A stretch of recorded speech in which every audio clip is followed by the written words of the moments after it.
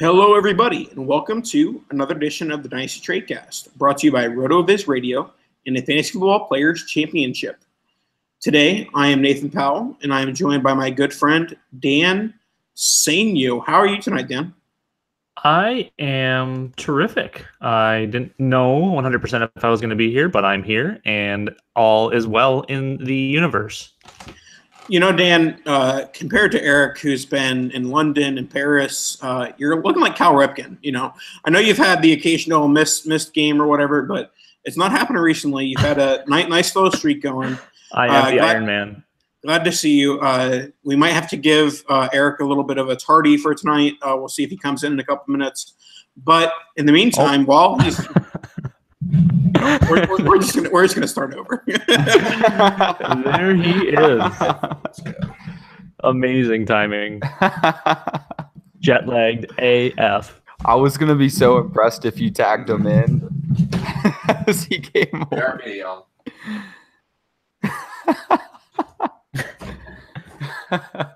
That was gonna be awesome. The great part is that he's editing this, so he's gonna hear that part.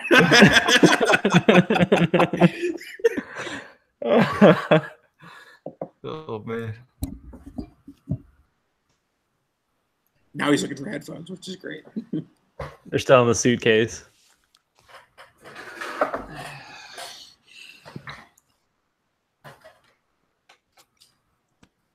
You guys are making me feel bad without my pop filter. Oh, fuck pop filters. Well, yours has one built in, right? Well, no. So this one came with That's like one a of Nathan's different. dirty socks. Well, no, this one came with a different mic, and I just kind of like, you know what, I'm gonna put this on there. Yeah, no. It actually looks like it's supposed to be there. Yeah. No, I've had so many mic problems, but that'll come up later in the show when we're giving up our FFPC intro. Anyways. Shit. Comes Eric. No, I broke it. Hello. Wow, he's live. What's up? Sorry, guys. We're getting our yard redone, and I had to actually take the dogs for a walk for like the first time in, I don't know, like 5 years maybe. So they're like blowing up your whole yard and then putting in someone else's yard? Yeah, it's gonna be sweet. This is definitely not gonna be my yard that's incoming. So, but they're making you pay for it apparently. So who knew? Yeah, one of those things. Yeah, they're like, yeah, we'll do that for a pile of money if that's cool with y'all. All right. Doing a show? Yeah, so Technically already doing it because we are live. Oh, well, I don't even know our guest yet. I see his name's Adam. Hello, Adam. What's up, Eric? How are you? I'm doing good. Adam is Carl's brother, Eric. Carl Sapchek? Yeah, he's Adam is the host of the Dynasty Manual podcast. It's a podcast where basically like they give all the like, you know, introductory Dynasty stuff. I was on there for Devi, and Leo was on there for the Notebook. Anyways, you should. Is it Adam Sapchek? Is that what I'm dealing with here? No. Half brothers. I got the better half. All right. Clearly. That fuck? I mean, come on. All right, I only kid. Well, Adam, what is your Twitter handle? DHH_Adam. _Adam. Yes, sir. Cool. And your last name is what, for reals? Wilde. WILDE. Cool. Yeah, that was one of the moments where I've had many moments where I've been talking to somebody and like not knowing how to say their name or last name or whatever and been embarrassed. But like the first time I listened to Adam's podcast and he goes, "My name is Adam Wilde," and I'm like, "Wait, what the fuck? His name's not Adam Wild?" Yeah, because movie stars and shit just decide that they want to be wild. Like that's not how you say it. They just ignore the E. So now everybody's like, they want to tell me my name's wrong. Like, oh, but what about Olivia Wilde? And I'm like, dude, I don't know what to tell you.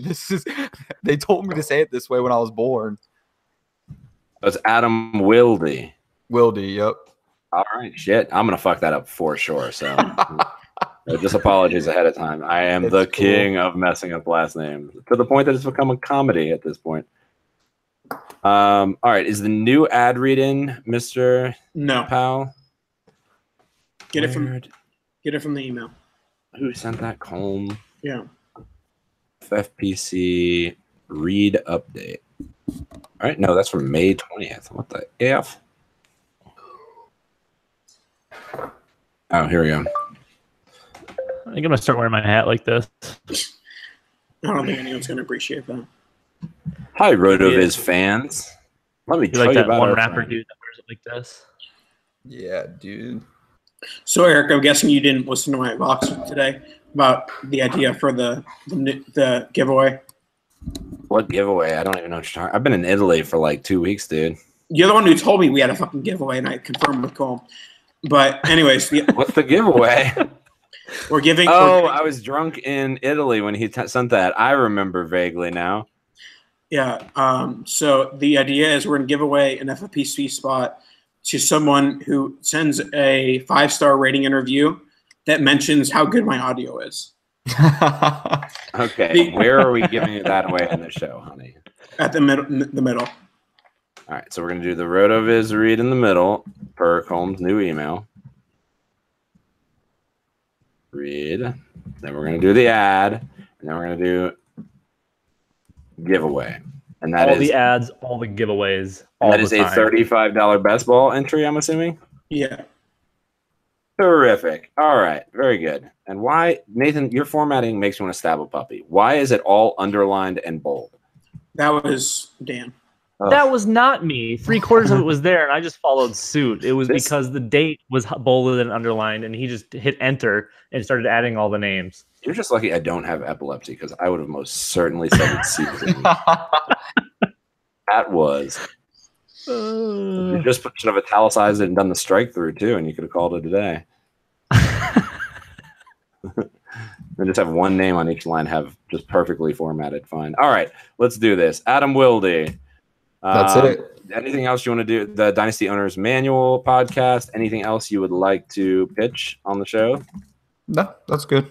Oh, all right. Let's do this thing. I've got my. I haven't done this read at all, so I'm assuming I'll fuck that up pretty good, which should be comedy. All right. What a nutbag. All right, let's go. Hey, everybody, and welcome back to another edition of the Dynasty Tradecast. I can't even say as always this week, guys, because I just got back from Italy. I'm like the genie when you rub the lamp. I am back, baby. What's up? Does that make you Robin Williams? Yeah, I hope so. I did watch a lot of children's movies while I was on vacation because I have a 1-year-old. Aladdin was one of them. That's solid. Yeah. No, Eric, I just assumed that like you left the kid at like the grandparents' house. I had no idea you took the kid to the other country. No, I'm not insane. No. They say to the grandparents, there's a nice little like 5-day buffer. No, more like a 4-day buffer, 2-day on each side, where we like hung out with the grandparents and the kids. No, dude, seeing parents and strollers in Venice where there's just little bridges everywhere and like having to carry the stroller over the bridges. I was like, I've never been happier in my life to not be have this child here. That would be just utterly miserable. And fun fact, in Italy, they make you pay for public restrooms. So changing diapers and kid and like it would have been just a mess. Sounds like they have it all figured out. That seems pretty terrible. Dude, public restrooms not a place to do crack in Italy because it costs money, dude. All right. Porta potties instead of the public restrooms. Exactly. All right. Enough crack. Let's go ahead and introduce our guest today, and that is Adam Wilde of the Dynasty Owners Manual podcast. Hello, Adam. Welcome to the show, sir. Hey, I'm so happy to be here and also to live in a country where we don't have to pay for the bathrooms. What a time to be alive. Dude, it was a serious culture shock. I was like, €1? Is this for real?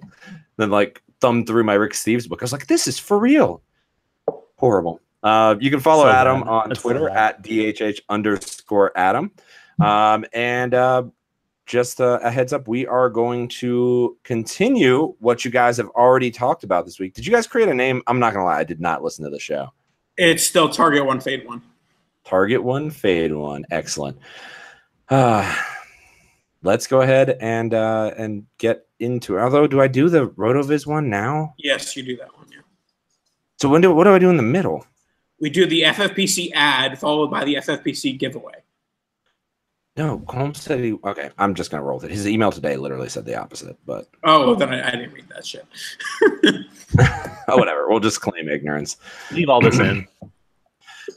Okay, well, before we get into the show of Fade 1, Target 1, let's go ahead and tell you guys about our fabulous sponsor of our show always, and the ones who bring this show to you, and that's RotoViz Radio. So a reminder that you can get a listeners only 30% discount to RotoViz NFL Pass through the NFL Podcast homepage. That's rotoviz.com/podcast. Your subscription gives you unlimited access to all of our NFL content. It also helps support this very pod. You can contact us via email. That's rotovizradio@gmail.com or on Twitter @rotovizradio. RotoViz Radio and its fantastic collection of podcasts are available on both Blog Talk Radio and iTunes. You can find us along with the rest of the RotoViz shows under RotoViz Radio. And we also have individual feeds for just this show. So if you want to hear this show and not any of the other fantastic RotoViz shows, I will add that adjective in there. You can also just simply search for the Dynasty Tradecast, a RotoViz fantasy football podcast on Blog Talk Radio, iTunes, or whatever it is you listen to your podcasts on. You can get it there. So click subscribe and leave a rating and review. And Nathan, for that rating and review, spoiler alert, we might have a giveaway today at the middle of the show.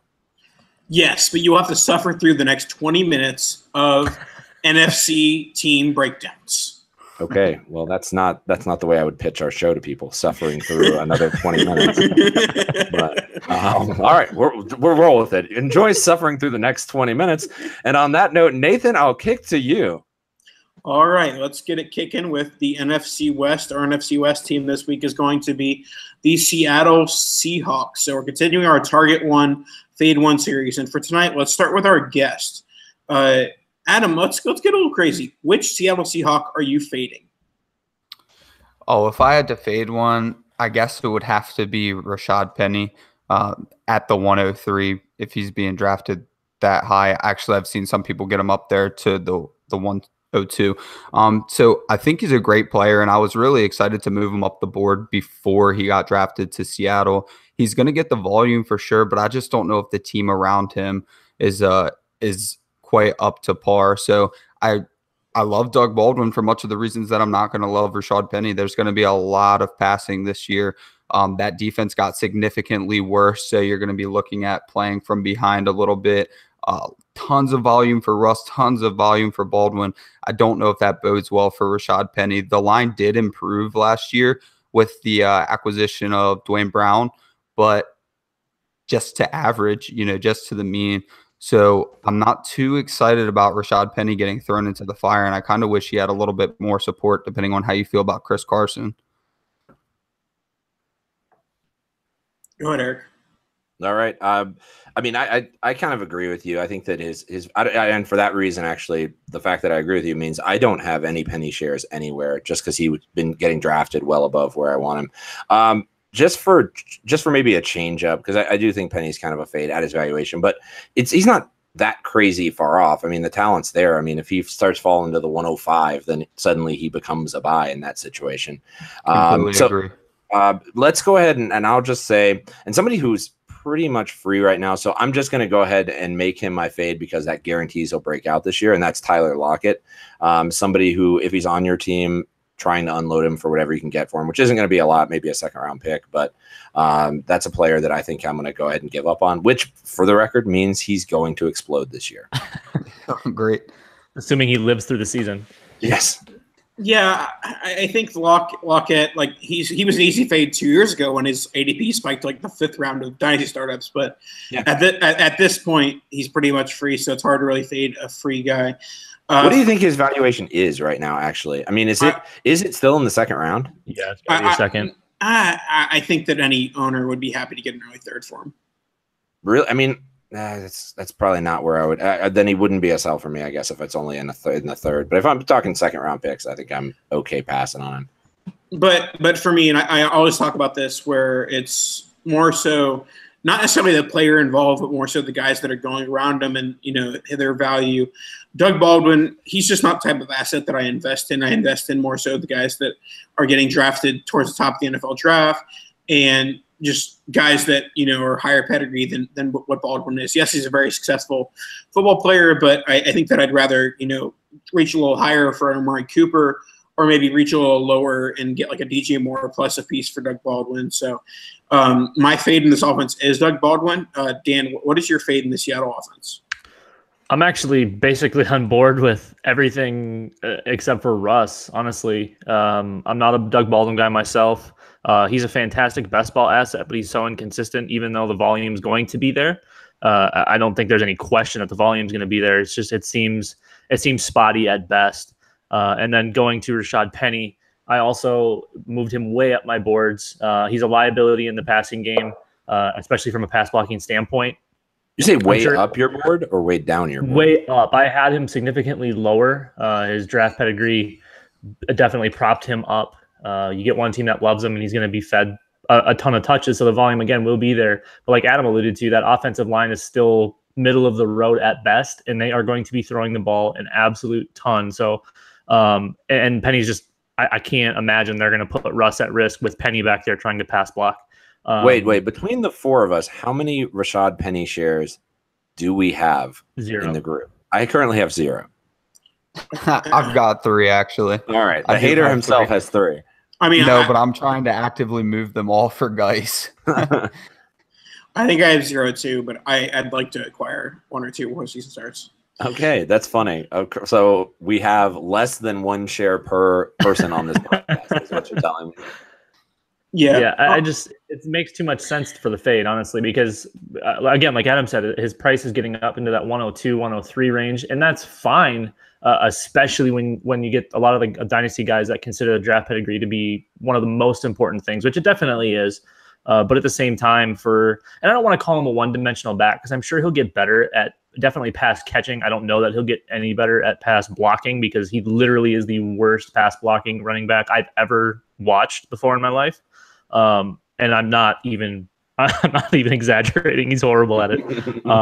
But to change gears a little bit, I think my buy in the Seattle offense here, I had 2. I really wanted to say Amara Darboh, but I'm going to go with CJ Procise, assuming health, because he is that pass catching back.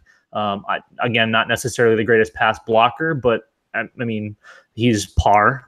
But he's an explosive guy, and I think he can get some work. Again, it's going to be a pass first offense, pass first, pass second, pass third. They're not going to have time to run the ball because they're going to probably be down by a bundle of points. So I think CJ Procise, who again is basically free because of injuries that have derailed his career thus far, I think he can just go out and throw basically any pick at somebody, and you can get CJ Procise. Yeah, I'll continue with my buy in the Seattle offense. I mean, it's the kind of the obvious answer, but I'm going to go with Russell Wilson here. I think that of all of the high-end QB1s that you're going to be investing in, particularly in Superflex first 2 rounds, I don't really see too many flaws with investing in Russell Wilson. Yes, the team isn't going to be great, but I mean, all that means is that it's going to be more pass attempts for Russell Wilson. So I think that, yes, he came in the NFL as an older guy. I think he's like 23, 24 years old. He's at in the 28, 29 range right now. But I think that Wilson is pretty safely a guy you can consider a mid QB1 for the next 4 or 5, 6 years. So if you want to invest in a guy who's a safe asset from year to year for the next few years, I think Wilson's a solid guy in those first 2 rounds. Yeah, I'll just hop on that, Nathan, and say I completely agree with you. And it seems like there's always that the Wilson owner seems to be hit or miss. There's been several leagues where guys are like actively trying to move Wilson that I'm very happy taking them off his hands in super flex leagues. So I completely agree. I can't really find another person that I would classify a buy on this particular roster. I mean, other than just deep dives of like just throw them on the end of your roster. But yeah, I think Wilson is the obvious one that's a buy here. And I absolutely love buying Doug Baldwin. And I think what we haven't mentioned yet is the amount of red zone targets that have been vacated since Graham left. I mean, who's he going to target? He's got to go to old reliable. So Doug Baldwin, we've known him as the kind of reliable PPR guy, but now he's might get forced into this red zone role. We don't even really have a tight end to really note unless we're going to talk about Vanett or Watson. So why wouldn't Doug Baldwin be the guy in the red zone? So I already like him because he's losing value as we speak with the age. And then you get to buy him and hope for a touchdown upside. So I really don't mind buying Doug Baldwin at all. I kind of like it. I mean, he's not that low though. I mean, he's at the front. It looks like he's at the back end of the 3rd round right now in startup drafts. I don't know. That still feels about where he should be valued to me. Yeah, taking a look. Oh, go ahead, Nathan. Yeah, and the thing that people try and attribute, the Jimmy Graham touchdowns have to go somewhere. In all reality, the Jimmy Graham touchdowns aren't going to go to a wide receiver or a tight end. The Jimmy Graham touchdowns are going to go to Rashad Penny because a lot of Jimmy Graham's touchdowns came from inside the 5-yard line. So instead of going that bootleg to the tight end in the back of the end zone, they'll probably just run them right up the middle with Penny. Or they could go to red zone all-star Mayor Darbo, who excelled at that at Michigan. But just one last quick note on Seattle, and we talked Doug Baldwin. Looking at the wide receivers that surround him in DLF's ADP, you got Corey Davis and Adam Thielen immediately in front of him, and T.Y. Hilton and Brandon Cooks immediately after him. And I don't see a situation where I'm taking Baldwin over any of those 4. I do think they're all relatively similar in value, but I think not necessarily even longevity. 29's middle of prime. We probably see him go to 31, 32. Those are the guys that I like a little bit better. Again, I love Doug Baldwin as a best ball asset. Honestly, I have him in a bunch of best ball leagues. It's just I struggle with weekly.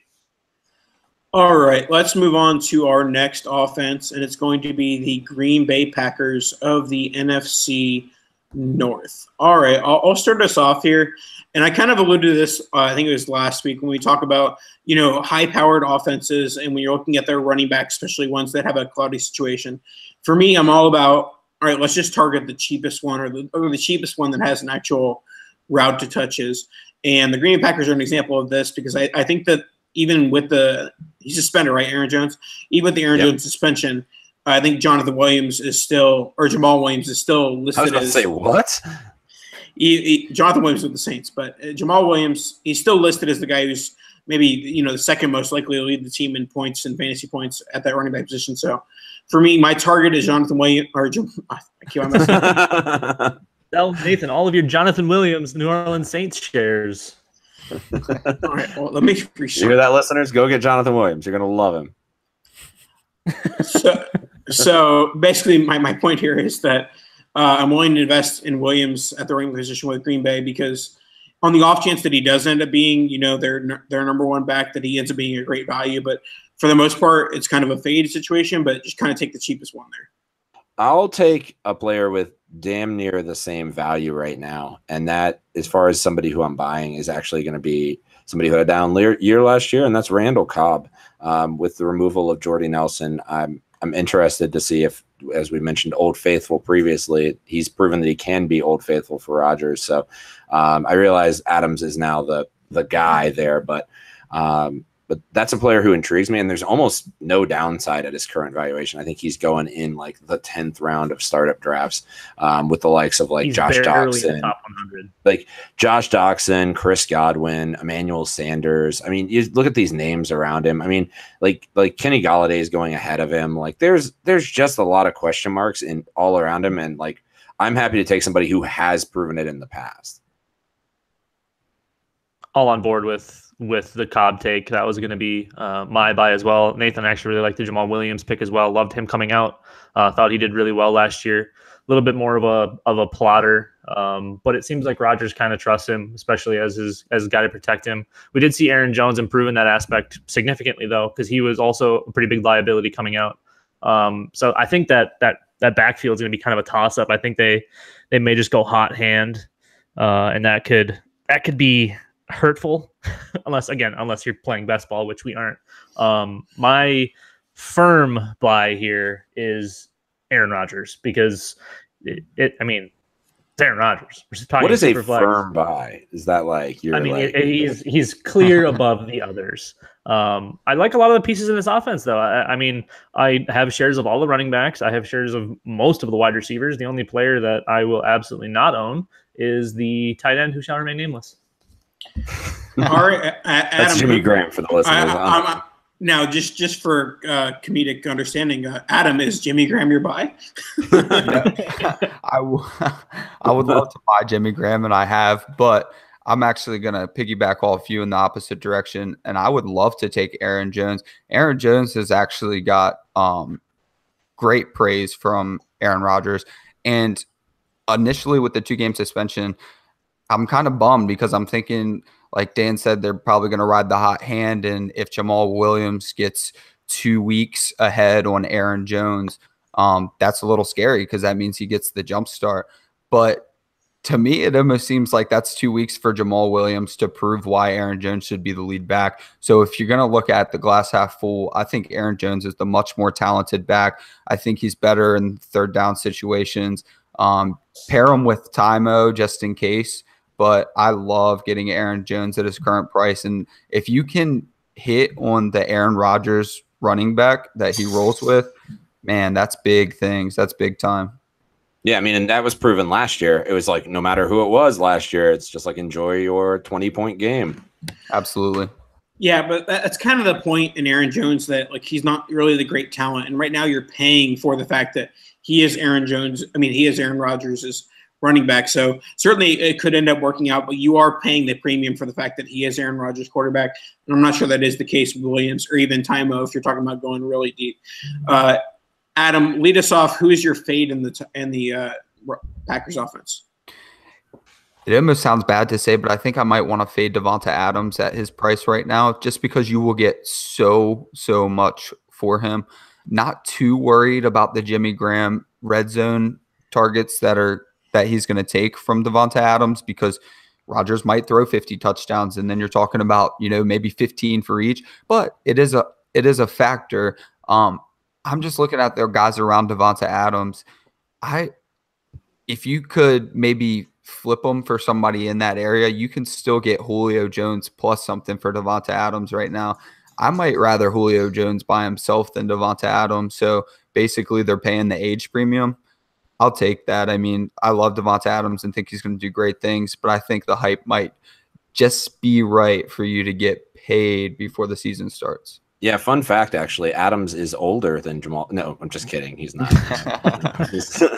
But he is old. He's actually 25 for having broken out. But Adams is actually my guy, too. So, Adam, you are welcome back on the podcast anytime. With two agreements, that is going to be the case. And this brings me to a trade that I made with Chad Parsons a couple of years ago, where I gave him Adams before he broke out, and he gave me Lockett as he was breaking out, and he took as me he was to breaking out. You mean as his price was skyrocketing? Yeah, it was an all around. It's an all around bad time looking at ADPs right now. I'm not going to lie to you. But both of my fades so far were in that trade, so it brought that to mind.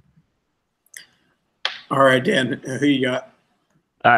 For me, it's pretty clearly Jimmy Graham. I totally understand the red zone upside. He lost all of steps. He didn't even lose a step. He lost all of them. I just blew up my mic. He's not the same player athletically, and we can't expect him to be. Obviously, he hasn't been since he's been with New Orleans, the same guy. But it's just so tough to spend last year. Like, I understand that. It's red zone upside. That's what we're looking for. I mean, in tight end, I get it, but going top 100 for a 32-year-old tight end that has no legs, I really struggle with that. Again, I get he's going to catch 10, 12 touchdowns. Problem is the yards aren't going to be there, and the catches probably aren't going to be there to make it really worth going up and getting him, because now he's starting to get propped up even more. We see this kind of market value, if you want to call it that, with ADP. But I mean, there's so many people propping him up as like a top 3-4 tight end, and I can't do that. Yeah, if you can find someone that is giving the Aaron Rodgers bump to Jimmy Graham, I think now is the time to sell. But if not, I think he's a fine guy to write up the season with as your tight end one. So let's move on to our next one. It's going to be the NFC South, the New Orleans Saints. I can start us off here. I think I'm going to go with, as far as my buy, it's Traquan Smith. This is a classic example of the NFL draft liking a player more so than the dynasty players did. He wasn't really even on the watch radar of most guys when it comes to the pre-draft rankings and things like that. And then he ends up going in the second round of the NFL draft. So with Traquan Smith, I think that he easily overcomes Cameron Meredith, and he's a wide receiver 2 in that offense pretty quickly. He may not obviously have the fantasy production in year one, but I think Traquan Smith is a very nice asset to invest in, given you're giving like a mid-second, late-second round rookie pick. Eric, I think you're giving away, like, he was going in the third this year. No. Oh yeah. Okay. Yeah. I thought you were going to say higher. Like no. I'm saying, like, I think that's a very interesting selection there, Nathan. I'm not going to lie. I'm intrigued by that selection, and I haven't done much thinking about Traquan Smith. He's mostly just a dart throw for me. If I can give any third round pick for Traquan Smith, I'm smash offering and accepting that every single day of the week. Did you have him significantly higher when the drafts were going on? Are you like, was he like in the second round? When in rookie drafts, he was in that like 206 to 208 range. Yeah. And he was going in like the 210 to 212. I think I have like 3 or 4 shares, and the places I didn't get him, I just didn't have picks in that range. I mean, I was seeing him go in like the 310 range in some. That's absolutely dumb. I could not imagine something dumber than that. Okay, nope, it definitely happened. I'm like going to find like my drafts now where he went that late. I'm like, all right, doing research. Dan, is Eric just an outlier, or was Traquan Smith going at 310 in your leagues too? I saw him go early third at the very latest. Most everything was like between the 210 and like 301-ish. He did sneak into the third some. I never saw him late third, because if he was, I would have traded up every single time. I do like the Traquan call though. That's hard to say. Nathan, good call there. I think I had him like wide receiver 7 or 8 pre-draft. Player that I like. He's just kind of solid all around, and getting into obviously this is kind of the end of Drew Brees' career, but it's still going to be a relatively pass-happy offense. They're going to sling it around a little bit, and somebody else has to get some targets. I mean, Michael Thomas can't take 180, 190 targets, and they're going to probably just run Alvin Kamara into the turf, and then we'll see what happens when Ingram comes back. But, yeah, I really like that call, actually. Yeah, I'm intrigued by that, Nathan. So, Dan, who is your buy in the Saints offense? My buy, because of the first few games, is actually going to be Mark Ingram. I think people just assume that Alvin Kamara is going to take 100% of everything, and Mark Ingram's going to be pushed to the wayside. But he's really sliding down boards fast because of his missed time. So, I mean, you can get him for. I've seen him going for seconds. Like, what? He's not even. He's like an old guy or something. He's still a Saints running back. There's going to be points galore there. And I really don't get it. I love Alvin Kamara. I mean, he's my guy, but it's a two-headed monster there, and they're both going to score an absolute ton of points. Mark Ingram's around like top 75 player in ADP, and he's probably being valued closer to 100, maybe even lower than that because of the suspension. So I think if you can go out and get him for a decent price, you're going to reap the benefits. If you can go 4 weeks without having him, which obviously you can if you're giving up a rookie pick to get him. Yeah, I mean, Ingram's one of those guys that I think will be, at the end of the year, a down-the-stretch guy for a lot of teams. So I like the pick. Actually, I'm going to go a little bit more bargain binny on this one, and it might turn out to be absolutely nothing, but somebody who's slotted as the tight end 1 in this offense, and that's Benjamin Watson. Or Ben Watson, or Benji, as I like to call him. That's a player that I'm kind of just throwing on the end of my rosters, and has been on waiver wires. Is going really late in drafts, like in the 20+ range rounds, and that's a player that at least intrigues me as far as the upside goes. If he actually turns out to still have it, I know he's old as dirt, but. How does he keep scoring points? I just it infuriates me that Benjamin Watson's still playing for 1 and 2, like just destroying every tight end every year. I mean, but I'm thrilled. Like put him on my team. Everybody forgot about him. He's too old. He's broken down. But there's nobody else in this tight end core really. I mean, Josh Hill can't do it. Hukanamanini, whose name I can't even say. I don't know. Hawaiian name. I mean, there's nothing here. So Hukanamanini.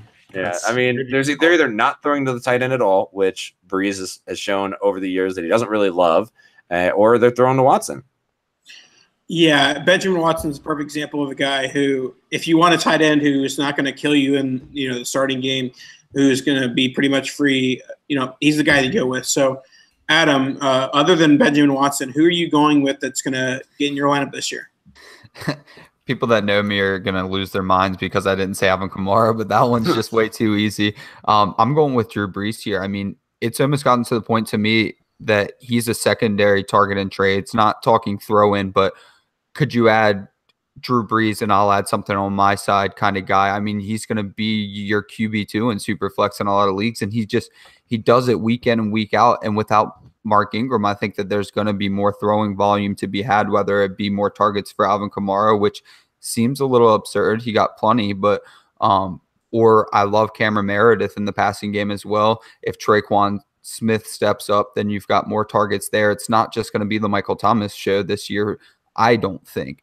And I also think that with Mark Ingram gone, they might get into a little something that they didn't know they had. So you're going to have at least increased passing volume for the first 4 weeks, and people are so afraid of that age factor with Drew Brees. I love him as my QB2.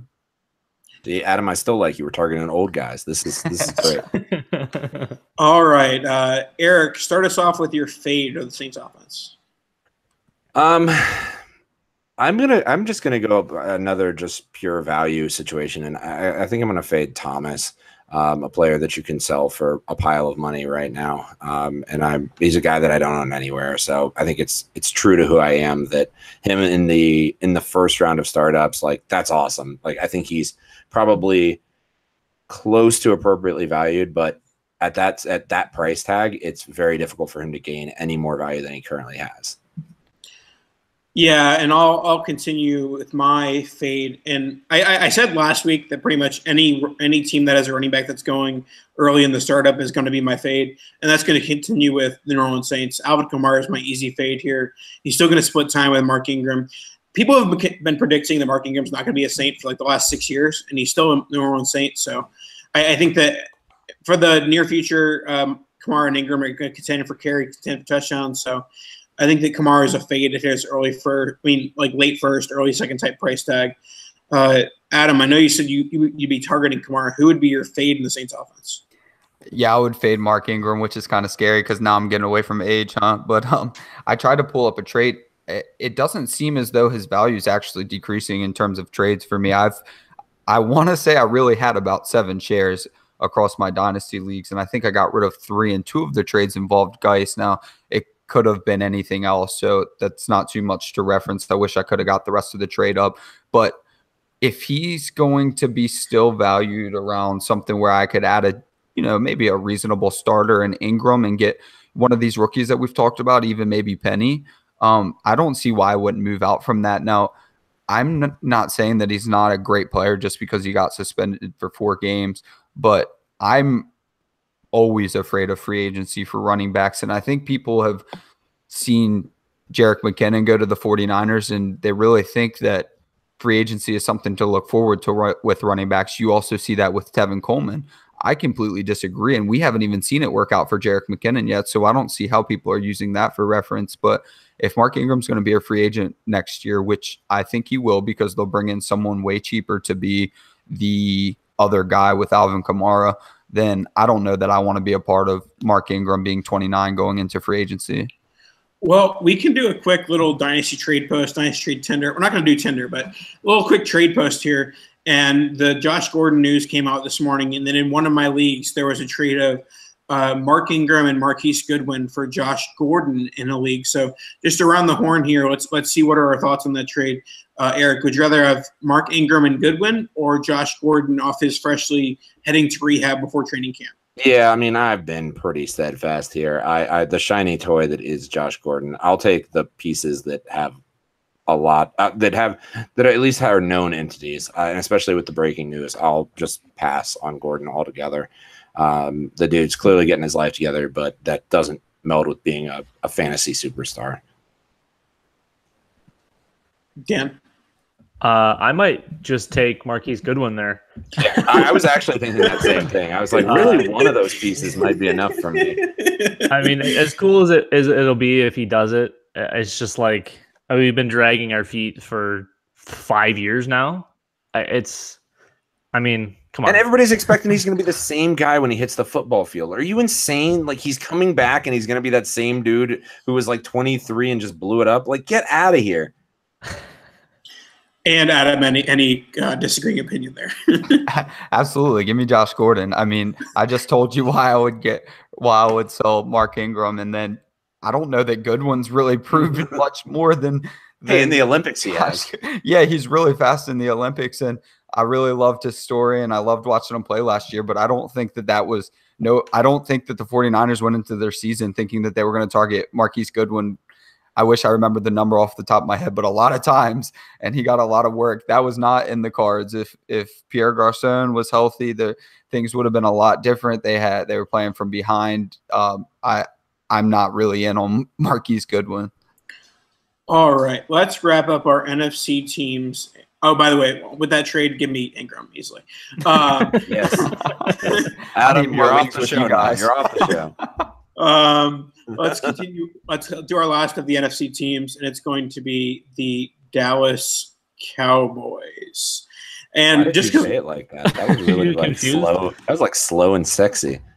I only do things sexy nowadays. So yeah, what's up, Miriam? Okay. Anyways, good thing she doesn't listen to the podcast. Here we go.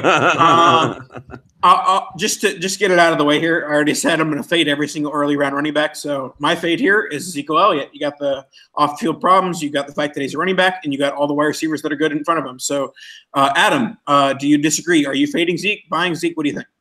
Oh, I'm not a fan of Zeke. I actually had a trade that was offered to me. It was basically Zeke for Kamara straight up. There was a little bit on each side, but I didn't take it. I'd rather Kamara. Well, that's insane. But you're sticking to your guns, and I appreciate that. But that's nuts. Absolutely. I mean, I agree. If I'm on the exact same squad you are, Nathan, of like, all right, get rid of your guy. Although, I guess if you have a contend now, or if you have a win now team, he is the type of player who can win you your league this year. But yeah, his value is never going to crest higher than it currently is. I don't think. Although I don't know. I remember him going first overall, but he's currently 4th overall in startup ADP. That 4th overall, that's ridiculous. It's not great. It's not great. Yeah, I mean, it's probably a lot of points. There's a lot of upside there, but Dallas is going to be not good. Yeah, I think Zeke's really the only. I mean, just based on value, Zeke's the only one that you really can fade. You could also fade Dak. All right. Nah. But he's free now. You used to the XQB1 that is now free. All right, Eric, since you're talking, what's your target of the Cowboys offense? Can I just say I'm not sure I have one, that I'm really not interested in anything going on in that offense. I don't want anyone. Yeah. Yeah, Dallas is booty. For me, though, I think that we may be burying Dak a little bit too early, especially from a superflex perspective. Like, if there is a buy in this Dallas offense, it's the fact that we've I think we talked about a few weeks ago. Who was it? Derek Carr.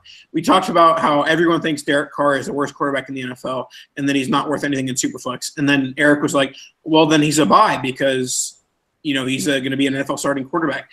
Dak's going to be an NFL starting quarterback pretty much for his entire career, and he has the rushing ability, and they're going to get better weapons than just what he has now with Allen Hurns and Michael Gallup. So, actually, I take it back, Nathan. You're absolutely right. He's currently the QB 17. Are you people crazy?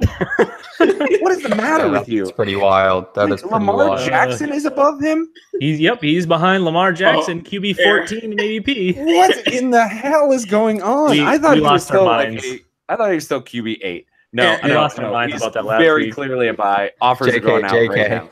Buy Dak. Oh my God. Eric, last week on the podcast, I learned that Lamar Jackson was QB 14, and then I screamed to the heavens, like, "Why are you guys doing that? Sell him right now!" Why are you making me sell Lamar Jackson? He's good. Yeah, well, actually, I think it was Dan that predicted they were going to do like 2 QB shenanigans, and I shot him down, and now it's all over Roto World. So kudos to you, Dan. I'm an idiot. You're smart. I'm mildly attractive. You're very attractive. Well, I wouldn't say you're mildly attractive. I think you're in the very attractive category. But yeah, it's all about Dak for the buys here. There's like 6 guys going in front of him that I would absolutely take Dak over. Like, what is the matter with you people? Maybe I'm just like literally mirroring Nathan's sentiment from last week. But what is the matter with you? Look who's below him. It's trash tier, other than Baker Mayfield. Dan. Wait, Baker's behind Dak? Yes, Baker's even worse. Jesus. What is the This is broken. This has to be broken. We need Oh my God, I don't believe it. Oh, good God. All right, Adam, fix this. I'm not sure what you've done as far as buy yourself for the Cowboys, but do something right now. Yeah, you guys brought me on the show to do something, so I decided my purpose in life was to try to get you excited about Allen Hurns. He's at 109 in the ADP. I mean, they're not going to not pass the ball, all right? So I used FF statistics to try to prove my point. It's like crack for dynasty players, but there's a heat map, and the heat map shows a player's reception average in a given part of the field where they do well at. So Allen Hurns was above average, basically left short, left middle, left deep middle, or deep middle. And that's lines up almost perfectly with Dak Prescott, which matches what I see on film, where Allen Hurns is more of a separator. So Dak he's got a career 65.2% completion rate, and that's the kind of receiver he wants to throw to, is the guy that's going to get separation. So I'm fine with taking Dak and Hurns and just rolling with it. I mean, he has to throw to someone. Is it going to be Blake Jarwin, or it's got to be Allen Hurns? Blake Jarwin. No, it's got to be Allen Hurns. I mean, the 8, but for a buy, his price tag is, I don't know, it's unsavory to me. That's like, he's in like the 11th, 12th round. Like, it'd be more one of those like flyer picks for me. But you're right. I mean, he's slotted in as at minimum the wide receiver too, right? Sure, and he's at least had 1,000-yard season to his name. I mean, that's not something to write home about, but he's at least done something. I mean, it's not a guy they just took off the street and said, hey, you're our wide receiver 1 now. Wait, hold on, Adam. You are a veteran. Did you write home? No, I did not write home. I had email at that point. All right. Oh, go ahead. Who is up? All right. Well, I mean, are we done with that segment? Can I go ahead and tell everybody about our sponsor? Yes. All right. So let me tell you guys about our sponsor for this week's podcast, and really the sponsor for this podcast, running for a long time, our longest running sponsor, I want to say. And that's our friends over at the FFPC, the home of season-long high-stakes fantasy football. The 2018 NFL season is almost here, and the FFPC has a format to suit every diehard's interest and budget. Whether it's best ball, super flex, classic managed leagues, their drafts filling up daily, starting at just $35 entry fees. Jump to a slow or live draft today. The FFPC also features the world's greatest contest in season-long fantasy football. Come to the Planet Hollywood Resort and Casino in Las Vegas, Nevada this September and draft in the FFPC main event while spending opening NFL weekend in Vegas with hundreds of diehards just like you. Can't make it to Vegas? Then draft online from the comfort of your home and compete for the massive $250,000 grand prize. $250,000, $250,000, with over $2 million in total cash prizes in this year's contest.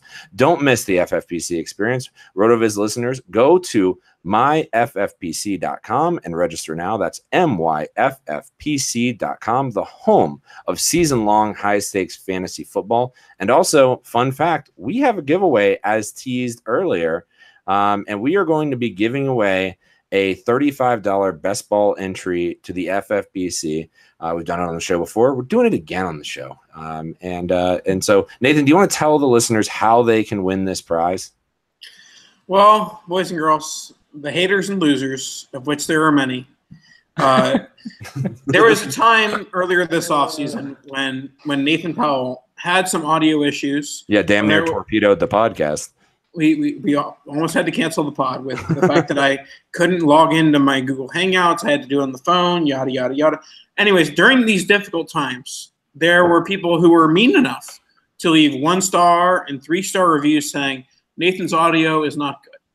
So in that vein, you've had about 2 months at least of very good Nathan Powell audio, courtesy of Dan Sanyu and Eric Birdslaff. They both put together and bought me a Yeti mic, hashtag Yeti, if you want to sponsor the pod. Anyways, so the FFPC giveaway is going to be, you need to leave a rate and review on either the RotoViz Radio or the Dynasty Tradecast iTunes page. On one of the two, just leave a review saying Nathan's audio is great. I can't believe how great the audio is for these hosts.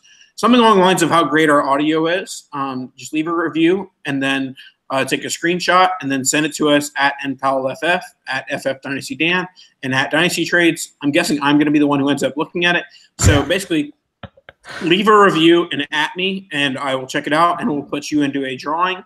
And for those that do it, one of us will get a $35 FFPC entry. Yeah, I mean, also, I'd just like to point out, if you can guess who thought of this contest way to win the prize, who could it be? Even if you throw in a 5-star, hey, thanks, Dan, for making Nathan suck less, I mean, we'll take those too. Yeah, that's fine. That's fine. And hey, Eric, thanks for throwing $10 at the mic. That would be perfect too. If you could do that, Dan the idea, Eric for the $10, Nathan for the shitty mic would be perfect. But most importantly, they have to be 5-star reviews. Right, 5 stars. Right. Yeah, that helps. It 5. does help people find us. Okay, let's go ahead and dive. Also, actually, I'll back up real quick. I would love to do the main event, and I am gonna find a way in my lifetime to do the main event for FFPC.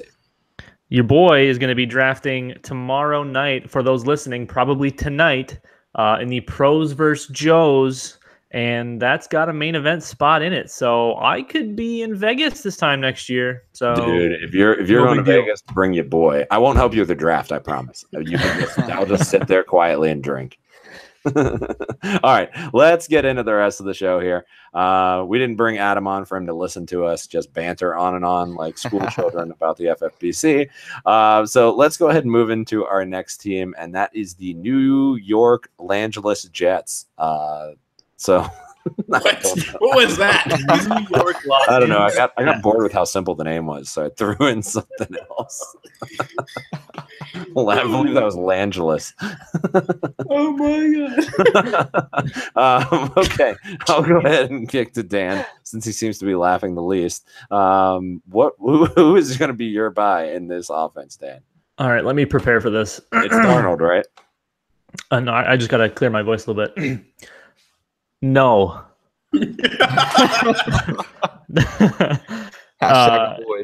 Anything that shows up on my screen that says New York Jets, we're not doing that. It's a hard pass on all of them. I'm avoiding fully. No one wants anything to do with Todd Bowles. No one wants anything to do with. Can I read the players on the team and you just say no after each name? Yeah, let's do it. All right. Quincy Enunwa. No. Ardarius Stewart. Ardarius Stewart. No. Sharon Peak. No. Robbie Anderson. No. Jermaine Curse. Ooh. All right. Hold on now. We need to talk about no. Terrell Pryor. Definitely no. Get out of here. Why would you even bring him up? Jordan Leggett. What's that? All right, Eric, this bit is overdone. I'm having a good time. All right. No, let's get into the IDPs now. Keep going. They have some pieces on that side. Yeah, they do have some good pieces on that side. So if you're playing IDP, buy those guys because they're going to be on the field a lot. All right. Well, yeah. I mean, you're not wrong, Dan. But in the vein of buying for valuation, I guess. Jermaine Curse pops off the page to me at the very end of drafts as being the player who seems like he could have fantasy production this year and is free. So I will buy Jermaine Curse because I'm actually playing by the rules of the game, Dan. I do like Jermaine Curse. Coming from the guy who said he wouldn't pick a buy on the Dallas Cowboys, by the way, not 10 minutes ago. All right. Everyone who has ever played a Dynasty Fantasy Football League with me knows that I have Sam Darnold on every single Dynasty roster. So I'm buying Sam Darnold. especially in Superflex when you can get him in that 105 to 107 range. He's the guy who's the second quarterback off the board. He should be going in that 103, 104 range, and he's going later in Superflex rookie drafts, or was going later. And where he's being valued currently in Dynasty is assuming he's going to have the Jared Goff trajectory where, there's going to be a buying opportunity next year because he's going to be so bad. And it's certainly possible that he's going to be so bad that there's a buying opportunity next year. But I'm buying on the overall concept of I think he's a very good quarterback, and then once the Jets give him some wide receivers and some tight ends to deal with, then he'll be a good NFL and Dynasty asset. So he might struggle this year, but I'm basically buying and having him on my roster now in advance, just not based on the concept that I think he's a very good player. Can we backpedal just a second? And I'll apologize in advance, but did you say 103 or 104 in Superflex rookie drafts? In Superflex, I think it's Barkley, the 3 quarterbacks, and then guys. Have you lost your mind? I have not. Well, just saying that 3 quarterbacks in that order is still crazy, but I mean, he would still have to be at the end of them for me before Geis, which wouldn't happen for me because I would take Geis. But all right, Wildy, who are you buying on the Jets? Well, Robbie Anderson for now. It seems like he's gonna avoid suspension. He seems like he has his life together. So I don't know that I would go that far. Condescending. But does an NFL player really need to have their life together at this point? Clearly not. Josh Gordon has something to say about it. We're coming to learn that they're all just kind of trash people. So wow, they're not all trash people. I said kind of. I said kind of. Oh my God. The Dynasty Tradecast does not stand by that take. I do. Jesus. There's some really good ones out there, but he produced last year. Someone has to. I mean, I told you guys to go get Allen Hurns, so I'm going to tell you to go get Robbie Anderson. Somebody has to produce. 941 yards last year, 63 receptions, 7 touchdowns. I mean, that's pretty solid. We weren't expecting much from him at all. If he avoids suspension, sure, why not? If you're going to put me on the spot and tell me I have to have one of them, it's not like he's expensive. So then who are you selling, Adam? Oh, I would sell Isaiah Crowell in a heartbeat, and I have pretty much everywhere. For what? For a dog turd? No one's buying that shit. Well, you can hold him until he has you can hold him until he has a 2-touchdown game or something. Yeah. But somebody has the best header in all of Dynasty football, and I wish I remembered who it was. But there's the hole far, far to the right, and then there's Isaiah Crowell running into the back of his lineman on the left side, paired with his coaching staff that has repeatedly called him out for not knowing the plays. Just, I don't know how he got another job. I mean, you're exactly right. Crowell is definitely the sell, but you're exactly right on when to sell, Nathan. This is easy game. It's wait till he runs for 2 TDs and unleash the fury on some sucker in your league. Yep, you might get a first for him one time this year. You guys might think I'm crazy. Adam, listen to me. Adam, I will bet any amount of money to Fantasy Cares that Isaiah Crowell will never be sold for a first-round pick ever again. I will hold him, and I will give $20 to Fantasy Cares if I don't get a first for him by the end of the year. Done. Wow. All right. Well, this is good, by the way, Adam. We have a really storied history of bets being paid out on this podcast. I'm not sure a single one has ever been paid out on this podcast. I will. I promise. Oh boy! All right, Dan. You said you're not buying anyone. Is there anyone you're selling in this offense? Yes. Do you want me to go through each name and then you say no? We should play back that again. No, I mean it's just a pretty much big fade. There's a couple of wide receivers who are at their price point. They're going to have some good value, but otherwise everybody else is just a hard pass on. That's such a bad football team. Definitely selling Sam Darnold if he's your 103 or 104 in Superflex rookie drafts. Thank you for that easy money. But yeah, Jets are the AFC's version of the Dallas Cowboys, minus having a running back and a quarterback and Allen Hurns. Nathan, I forgot to mention that I had Sam Darnold in my league with you, and I'm really upset that I didn't move him to you, but I did get Geis back for him, so maybe somebody else was crazy enough to take him around the 102, 103. All right, sidebar. How many Darius Geis shares do you have? I've heard you say you traded for Darius Geis 14 times. Let me clear my throat.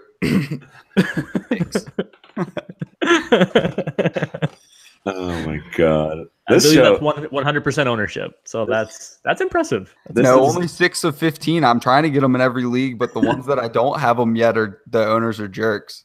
dude, it's gonna be really unfortunate when he sucks balls. Yeah, I agree.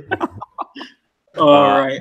All right, let's move. All right, Nathan, go ahead. You're gonna pivot. Let's pivot. Pivot.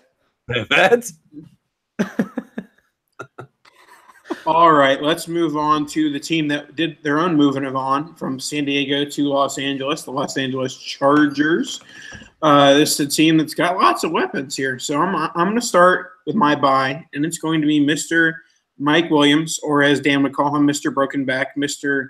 Doesn't have a neck, whatever he may do. That's wow, mean. Dan calls him these things. What is wrong with Dan? Yeah, No Neck Jones over there, man. Yeah. Oh my god. Dan's very mean, but I'm going to invest in the guy who was a top 10 NFL draft pick just a year ago and is being valued as like a 9th, 10th round startup pick. So I think Williams is a solid buy right now, a guy you can get for an early 2nd round rookie pick for next year. And he's in a situation where there's not much in that offense outside of Keenan Allen. So and Melvin Gordon. Okay, fine. And Hunter Henry for future. And Tyrell Williams. He stinks. So and all of the other players that are better than Mike Williams. No. So I mean, okay, Nathan, I'm just going to make it short and quick. I agree completely with you, but I'm also going to say Hunter Henry's a nice buy right now too.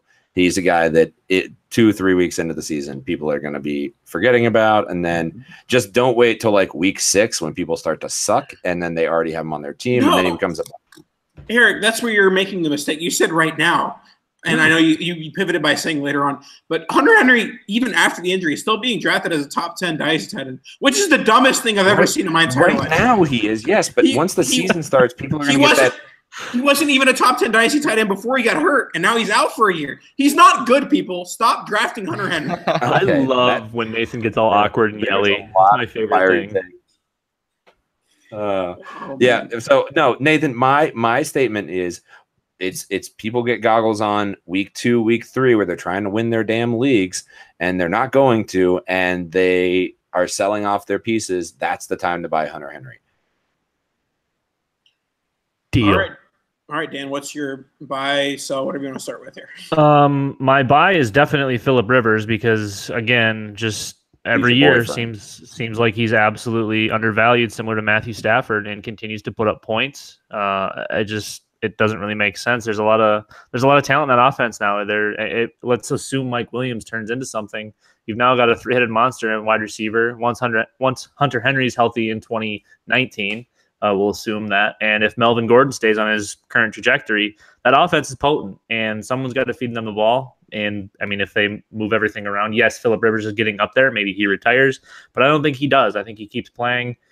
He hasn't really slowed much at all. And he's an absolute value at quarterback. And you could do a lot worse than Phillip Rivers as your QB2. I mean, even your QB1 in Superflex leagues, that's solid. He's putting up QB1 points every single year. Now, Adam, I know you recently made a trade. I think it was Russell Wilson for Rivers and some pieces. So I know you're part of the Phillip Rivers fan club. Is he your buy of this offense? No. I have a different one, but I also have 6 shares of Phillip Rivers for everyone that cares about my fantasy teams. my buy is Tyrell Williams, though. I didn't realize that he had 7 touchdowns and 1,000 yards just 2 years ago, but he's the biggest benefactor for the Hunter Henry injury for me. And he's also going into free agency, I believe, next year, which much different than running back for me. I actually kind of like when my receivers are going into free agency, a team's going to pay up big for them. You saw that a lot this year. They're going to want to use them because they spent the money on them. Running backs, the league's going more towards a committee, which is why I'm afraid of guys like Tevin Coleman and Jerick McKinnon when everybody finds out that he's in a committee as well. But yeah, I would love to get Tyrell Williams for his price right now, which I guess has probably gone up a bit since Hunter Henry. What did he just like make pasta? What happened here? I think he just slapped a spoon or something. Yeah, no, I've been in Italy for too long. I literally just thought, "Where's the pasta?" when I heard a spoon. That's the new name of the segment. Where's the pasta? Yeah, that's good. All right. Well, then I guess we'll just pivot to the next segment since Nathan's gone, dead. All right, let's go ahead and I'll go ahead and introduce, and that's the Pittsburgh Steelers. I'll go ahead and kick to Dan, who's going to be your buy. And keep in mind, we're now running long, so let's keep it moving. Pittsburgh Steelers, my buy is, man, I guess James Washington. He's falling really far in rookie drafts. You can get him mid-late second. I know you're a big James Washington guy, but I mean, at the same time, he's the wide receiver 3 there now. AB's got to, retire at some point. Obviously, we don't want to hang on for dear life for like 4 years. But again, that's an offense that has a lot of moving parts. We've seen the wide receivers kind of all have a hand in production. I just think for straight value, I think James Washington makes the most sense. I think in the very near future, we're going to see Juju be the 1 there, and we're going to see James Washington be the 2, and they'll continue to kind of pump those wide receivers in and out of their system like they've been doing for, 10, 12 years now. So those mid-late second picks when, a lot of guys are trying to take flyers. You have a really good football player in James Washington. So I just think that makes the most sense here as a buy. I'm just going to make this short and sweet. You're absolutely correct, Dan. That is the appropriate take. He's and I think that he's going to be one of those guys that you look back on and you're like, maybe we made a massive mistake, because it's like we're just looking at situation and we're like, well, he's got a bunch of people in front of him. I don't know if that works out. And then it's like, in a year and a half, are we going to be like, oh, actually he's better than everybody. He's now the wide receiver 1 and Antonio Brown is traded to somebody else. Obviously not going to happen, but just saying there's a chance that he could find fantasy relevance sooner rather than later, as talent always bubbles to the top. Yeah. I'll continue with the Washington. Oh, Nathan's back. I'm back. Yeah. I didn't even hear that you guys said I was gone, so here we go. James Washington, I think that many people thought that Juju Smith-Schuster was blocked by Martavis Bryant last year, and he quickly proved that wasn't the case. Yeah. And I think that Juju's a better wide receiver than Martavis was, but I think that at least in the near future, Big Ben can support 3 wide receivers. I think maybe he'll use Le'Veon less in the passing game, even more primarily in the running game. So I like Washington. He's not going to really be relied on short term and as far as fantasy production, but I think that he has some good long term upside. And I'll go ahead and I'll agree. I thought Washington was my wide receiver 1 coming out for the early portion of the offseason, and I still like him a ton. But I guess I'll have to stay on brand a little and buy an older player. Now that these running backs are getting ahead of Antonio Brown, I kind of don't really mind flipping one of these running backs for AB. I traded Mike Evans for AB and some money to Nathan earlier in the offseason. So I guess I literally did buy him. I don't mind him over a few of these guys. I think I might rather him than probably Zeke, to be honest with you. So that's where I'm at on AB. You might wait a little bit longer for his value to drop, but I really like him when he gets down where Julio and AJ are now. All right. Sells on this team, anyone? I guess I'll start off with the sells. And this is one of those scenarios that I think that if you distinguish between 1 QB and Superflex, I think that people tend to panic a little bit later when it comes to Superflex and older quarterbacks.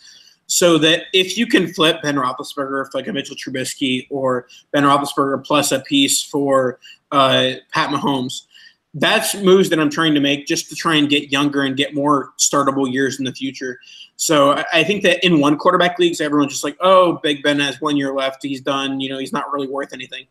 But I think that kind of slows down a bit in Superflex to where he still has some tradable value. And if you can trade up into getting a younger quarterback, that would be the move I'd be making with trading Ben Roethlisberger. Interesting. I actually tried to make that trade twice. Tried to trade Ben for Mitch Trubisky. I love Mitch Trubisky going into this year, and both owners weren't having it, but they're around that value. I wouldn't tell anybody not to go do it. And even at a throw-in to get it done, even on the initial offer, I would love to flip Ben for Mitch right now. Yeah, I don't disagree with that. Ben's not long for the ride here, but I'll just continue to harp on what Nathan and I have been saying the whole time. Bell's really pricey, and he's got concerns, and I'll sell him for a pile of money. Yeah, Le'Veon Bell. I mean, the fact that he's ahead of Antonio Brown right now is absolutely asinine. I get it. The short-term upside is massive. This 1 year in Pittsburgh, reasonably he could score like 1 trillion points. It's going to get ugly. They're going to run him into the earth. He has no contract. I mean, who's gonna overpay somebody with as many touches on their body, especially in the last 2 years? He's just I want him to still have the wheels. I want him to still be able to perform. And he is still relatively young. And he'll be what, 20? He's 26. So he won't be 27 until February. But at the same time, that's a lot of mileage on a guy in a couple of years. So plus he's already got the injury history. He's missed. He missed almost all of 2015. He maybe played 4 or 5 games. Yeah, no, for sure. One thing that before we pivot on to our last team here, I thought I would bring up is James Washington is so criminally undervalued that he is lower than Allen Hurns in valuation right now. Yikes. That is legit criminal, y'all. Go buy James Washington. Eric, that seems like a weird take for you because your normally team win now, and Allen Hurns is going to score more points than James Washington this year. Dude, I am not team Allen Hurns, is I guess what I'm saying. I'm not on that team. Me and Adam will differ in our points of view there, but I do like winning now, but I also like winning in a year and a half when James Washington is a wide receiver 2 in the league. Okay, let's go ahead and move on to our last team. And a reminder, we are already very long here, so let's go ahead and just make it very quick. The Tennessee Titans, very boring team to talk about. Buys and sells. Nathan, go. This is a tough one because quickly. You don't tell me what to do. This is my podcast. Wow. Our podcast. That's cool, man. For the last 3 weeks, it was Nathan's. Wow. Who gave him an ego? Nathan. Norman. He edits 2 shows, and then he's got an ego. All right. My buy, it's Corey Davis, but it's more of the short players aren't going to be selling their Corey Davis shares, but if there's someone who maybe bought him in the startup on like a buy or low in like the mid third of a startup, or someone's panicking after 1 year of not the greatest performance, Davis is basically buy low from people who aren't paying attention. A lot of people don't pay attention. My buy is going to be, sorry, I'm trying to look at something really quickly. Marcus Mariota coming off injury-riddled season.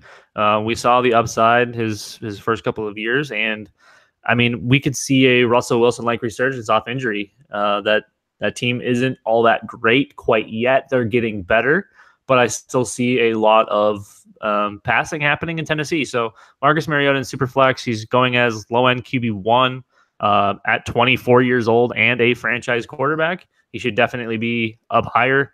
Give me him over Patrick Mahomes. Give me him over Jimmy Garoppolo. Give me him over Andrew Luck. No questions asked. The rushing upside is so massive. Yes, maybe he's a little bit fragile, but at the same time, they're doing things in Tennessee to protect him better. They're adding pieces around him so he doesn't have to get smoked all the time. So I absolutely love Marcus Mariota for a while now. All right. Any other takes on Tennessee? I'm just going to sit this one out, and in the essence of time, Adam, anything on the way out? Sure. Just real quick on Marcus Mariota. It was a hamstring last year, so I wouldn't even necessarily call it that he's injury prone even, and rushing ability is huge for guys like Marcus Mariota. So if you can get somebody that thinks that last year was a representation of Marcus Mariota over his career, then you should absolutely be buying Marcus Mariota. Preach.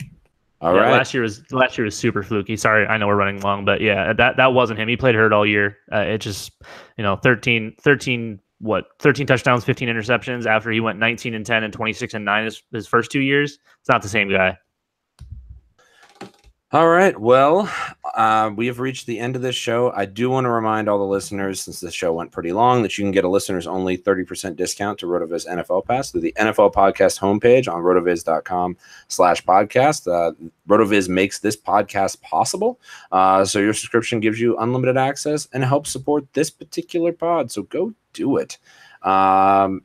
I would like to say, Adam, it was a true pleasure having you on the show. You joined us reuniting, and it felt so good, didn't it? Absolutely. It felt great. Thanks for having me, guys. Dude, it was awesome. Make sure you follow Adam on Twitter. That's at DHH_Adam. And make sure you check out his podcast, the Dynasty Owners Manual Podcast. So I guess that's really all I've got to say. So Nathan, Dan, and myself, we're going to catch up with you guys next week. Take it easy, y'all.